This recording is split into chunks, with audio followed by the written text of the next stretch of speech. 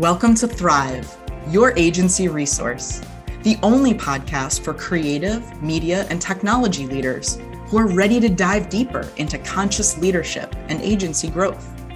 I'm your host, Kelly Campbell. Thrive is brought to you by Accessiby, the leading web accessibility solutions provider. Join thousands of agencies that are already incorporating web inclusivity into their service offerings. Visit accessiby.com today. So welcome back to Thrive, your agency resource. On the last episode, I was joined by Amanda Canners from Accessiby, and we talked about how agencies can actually be change makers when it comes to inclusivity. Well, today I have Stephan Wiedner on the show. He's the CEO of both Numi and Zarango, and a psychological safety expert focused on developing teams and organizations through behavioral changes among leaders. Stephan, thank you so much for joining me. I'm really excited to have you on the show and to have you here. Kelly, thank you. It's a pleasure to be here. I'm honored. I'm really glad that you reached out because I think that this is a pretty important conversation and one that we haven't necessarily kind of delved into before on the show. We've talked a lot about psychological safety and belonging and inclusion, but the changes that we actually have to make as leaders, I think that is, outside the context of a concept or an idea. What are those changes, right? Like, this is a really important conversation because we want to have some actionable takeaways. So let's start off the conversation with, I think, our perception or our understanding of our people as agency leaders. Like, I know when I was, running my agency, we may have thought that our people felt safe and supported, right? But what has your experience actually taught you? Well, Kelly, my experience is that it's perhaps bimodal. I'm part of a roundtable with a bunch of other CEOs, and two of them have their own agency. And right at the beginning of COVID, I remember there was all this uncertainty, and that was a massive topic for all of us as CEOs because we didn't know what was going to happen. And then one of the questions that our facilitator likes to ask is around your culture and your team and how's everyone doing? And when that question came up, we had two separate responses from these two agency owners. One said, I don't know. I don't know how my people are doing. And then Yeah. the other one said, they're all stressed out. And I'm stressed out because I don't know what the future holds. I don't know how all of this is going to affect our agency and our business. We lost a big contract, but there's all this fluctuation and activity happening. And so one totally got it, understood that their team was stressed, and the other was kind of like, I don't know. I don't know how they're doing. Yeah. Yeah. So what does that tell you? What are some of the questions that you've asked of organizational leaders where they seem to think that they know what's happening, but when you start getting into the questions and sort of that compassionate inquiry, if you will, they don't really have the confidence in their answers. That's right. And I think, remember, going back to the beginning of COVID, also there's this transition of moving away from an office to remote working. I think a lot of agencies probably were already familiar with working remotely, but that was an additional factor, which makes it harder to be tapped into your people, right? When you're not seeing them every day, when you just have these Zoom meetings. So that I think people lost some connection there. And I think that really, all of that fluctuation, that change, that's when it really shows who's connected with their people and who's able to foster teamwork and all that sort of stuff better than others. And I think that's a particular skill that we really focus on. So when you talk about behavior change, those are some of the behaviors that we talk about. Is what are the behaviors that have your team really engaged, contributing, sharing ideas so that they feel like they're able to show up and be their full best selves at work, as opposed to just punching the clock and doing what my boss says. Right. So let's get a little bit more concrete for a minute. You Okay. say that deliberate practice is the secret to sustained behavior change. Tell me a little bit more about what you mean by that and what kind of specific practices are we talking about? Yeah, well, let's make it really simple. Can you learn to play the piano by reading a book, Kelly? No. What about watching YouTube videos of really good piano players? Without the actual physicality, the doing, probably not. Probably not, right? So, why is it that we feel like we can read a book on leadership or we can watch someone on YouTube or go to a Tony Robbins talk? That is valuable. Like there's some knowledge transfer there, but that's not skill development. That's not deliberate practice. So when you're playing the piano, for example, and you're trying to get better at playing the piano, you know you need to spend time on the keyboard, right? And there's a specific type of practice. For me, for example, I learned to play the guitar about 5 years ago. Oh. And for the first 2 years, it was like every week I was learning a new song, I was learning new chords and all this sort of stuff. Now I spend time on my guitar, but I'm not getting any better. Mm-hmm. It's because I'm not doing deliberate practice. I'm practicing, sure. I pick up the guitar, but I'm not deliberately practicing. And what it means to deliberately practice then means to incorporate some of the core principles of practice for improving and changing behavior. And one of those, for example, is that you want to be on the edge of your learning ability. So with the piano, you would go see a teacher, someone who can give you instruction, give you feedback, and say, okay, next you want to try this. And that next skill needs to be not so difficult that you lose hope and you quit. And it can't be so easy that it's boring for you, right? So there needs to be this sort of attunement to where are you at and be practicing at that right level. The same thing with sports, right? You want to be on the edge of your ability. So that's one of the core principles. Another core principle is that you take all of the skills and you break them down. In sports, for example, you learn, let's say in basketball, dribble the ball with right hand, dribble with left hand, shoot with right hand, shoot with left hand, pass, bounce pass. You're learning all these individual skills. And then what do you do in a game? You put them all together, right? And then in the game is when you have to practice using the different skills at the right time given the moment. So that's what we do for helping leaders develop their interpersonal skills. Mm-hmm. Is we break down the skills into individual skills that you can practice one at a time. And we use software to be able to have them practice those skills, get feedback, try again, get more feedback, try again, that kind of thing, so that there's a demonstrated upskilling from beginning to the end of the training program. That's in fact one of the things that we do is we ask people to respond to, we basically have software that's like a flight simulator for interpersonal skills. Mm. And so you practice at the beginning and you get a baseline, then you practice at the end, and then you can see, we can assess the skills at before and after, but even as an individual, you don't need to be a trained assessor to look at and go, wow, that was me at the beginning, and wow, this is me at the end. There's a demonstrable increase in your ability to respond to challenging moments within a team. Okay, so that's exactly what we're talking about, right? We're talking about conscious communication. We're talking about pausing instead of reacting, right? Responding instead of reacting. So it's really about emotional regulation and conscious awareness and choice of how we speak, how we verbalize, our body language. Are these like the things that you're assessing? 100%. So there are skills that you need to learn, like, for example, how to ask an open-ended question, Mm-hmm. right? There is a certain structure for an open-ended question. It can't be answered with a yes or no. It generally starts with what or how. And so those are the easy parts. The more subtle are the tone with which you ask the question, the pacing of your words, and all that sort of stuff. So that's sort of the more intangible component, which we also assess and help people get better on. And because of course that matters, right? Because it's one thing to say, so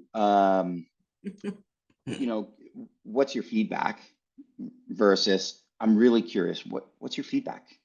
How can I get better? Like the tone, how you ask the question makes a difference. Right.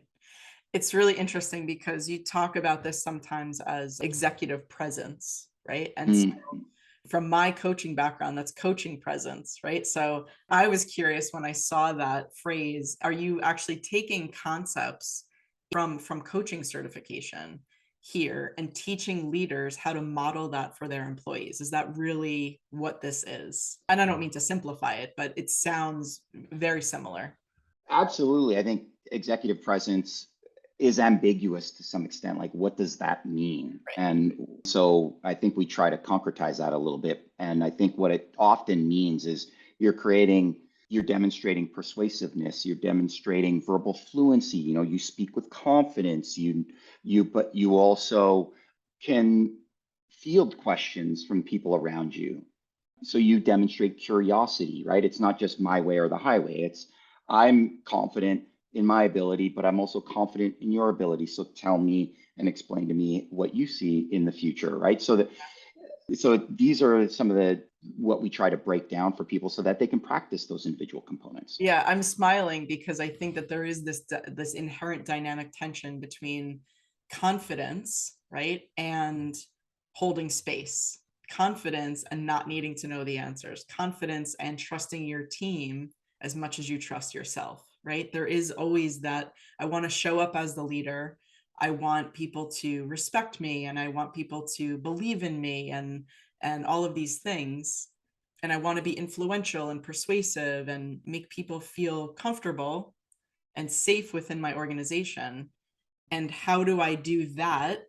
Show up that way, which, if we want to talk about it from a little bit of like Buddhist terminology or energetic terminology, that's, more of a masculine sort of characteristic, right? I'm not talking about gender here, just showing up in that like uber confident way. And then also bringing in that more feminine energy, right? Where it's curiosity and empathy and being okay with vulnerability and collaboration and all of these things. So yeah, there's a little bit of a dynamic tension. I hear this from agency leaders all the time, just even in my coaching sessions, right? How do I show up this way and also hold space, right? And I think the imperative there is the and, not the or, right? It's not one or the other. At any given moment, from what you're saying, is you can show up as both, but that takes practice. Mm-hmm. That brings me to a thought. I like that masculine and feminine energy that you're talking about, and it reminds me of our definition of psychological safety. Because all of this behavior change that we're talking about as leaders, what are we trying to achieve? What are we hoping our leaders that go through our training will be able to be better served at doing at the end of our training? And that is to foster psychological safety. Remember, right at the beginning, we talked about what these two different agency owners, one who was tapped into their people and the other one that wasn't. Right. And so ultimately, what does it mean to be tapped into your people? For us, it means that you have psychological safety. You create an environment where everybody has the belief that they can speak up, share ideas, express concerns, admit mistakes without any fear of reprimand. So that's the definition by Amy Edmondson, who is really popularizing psychological safety. She's a researcher out of Harvard. Yeah, right. She's so she's doing a great job of bringing that work forward. And our working definition for psychological safety kind of embraces that male and female energy that you talked about. Yeah. We say that psychological safety is the courage to speak up. So that's maybe that male energy, and the confidence to know that you'll be heard. So as a leader and manager, you need to create an environment where people can do both of those things. They can speak up, yes, and when they do speak up, are confident that they're going to be heard. If you think about people who protest, for example, they're speaking up. They have the courage to speak up, but do you notice how they don't necessarily have the confidence to know that they're being heard? Right? And we want to create an environment where that is true, where people feel like if I do speak up, I will be acknowledged, I will be heard. And so that's ultimately the behavior change we're trying to facilitate is how do we as leaders give people the courage to speak up? So you're creating an environment where everybody can speak up and they're confident that when they do, they will be heard. Did you know that 1 out of 5 people in the US is living with some form of disability? I'm proud to partner with Accessity as they work toward the mission of making the web accessible to everyone. It's time to prioritize inclusivity.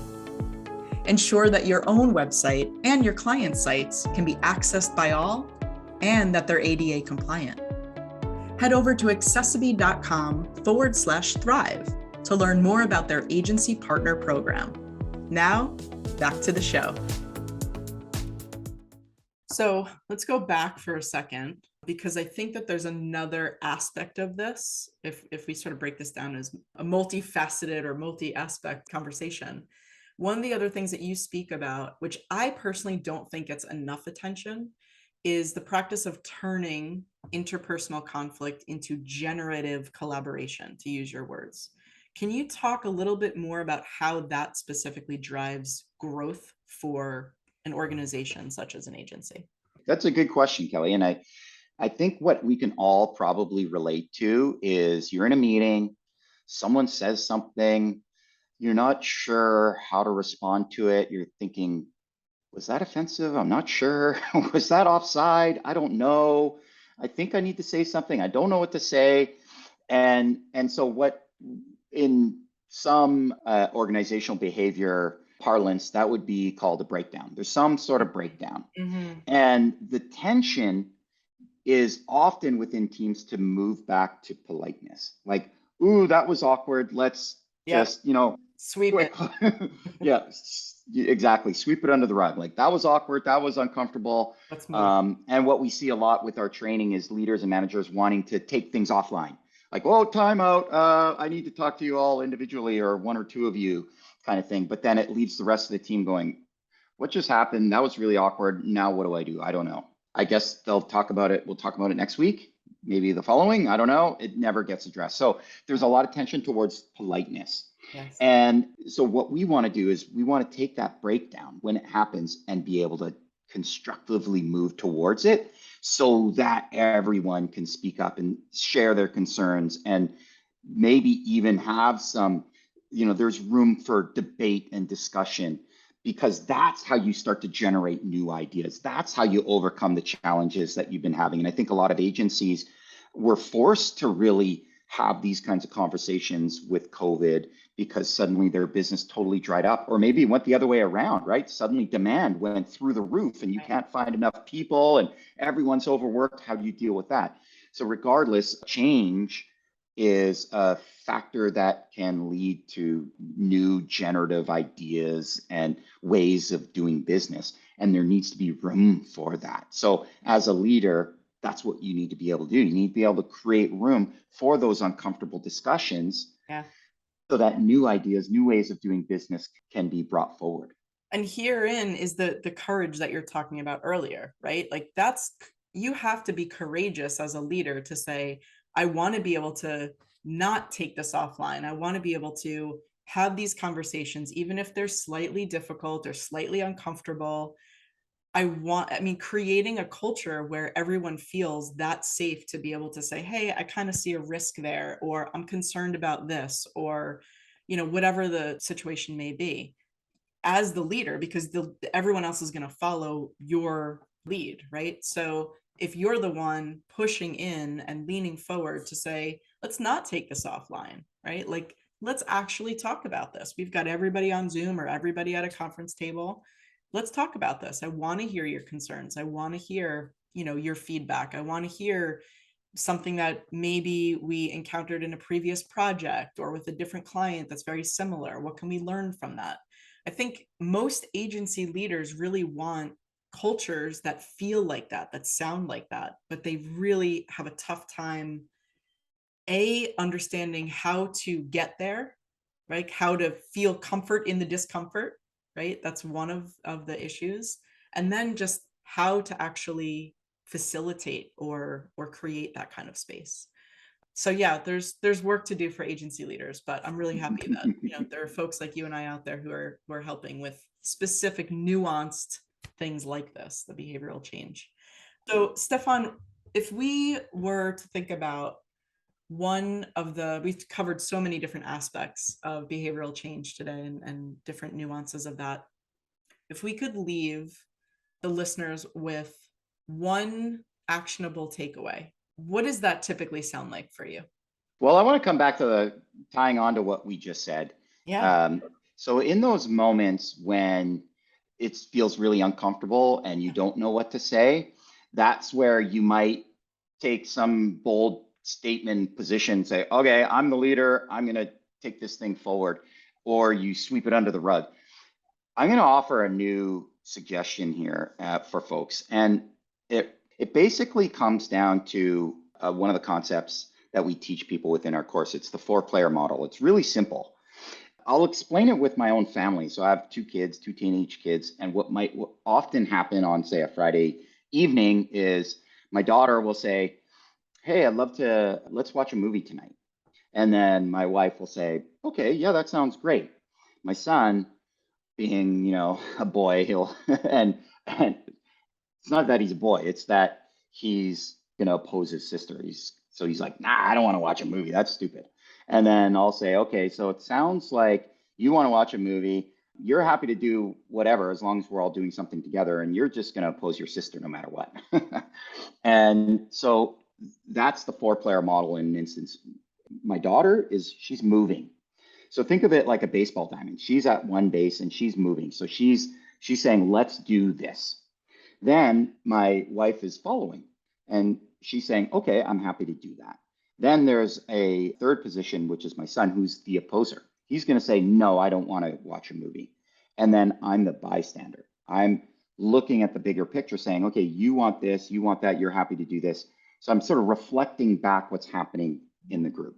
And there's a lot of research around this. So they developed this model out of MIT by observing families for 2 years. They record all their conversations and they recognize that all communication falls into one of these 4 positions. Every statement you make, it falls into one of those 4 positions. And as a leader, what we often do is we want to stand in that mover position. I'm the leader. I guess I need to decide. I need to move things forward.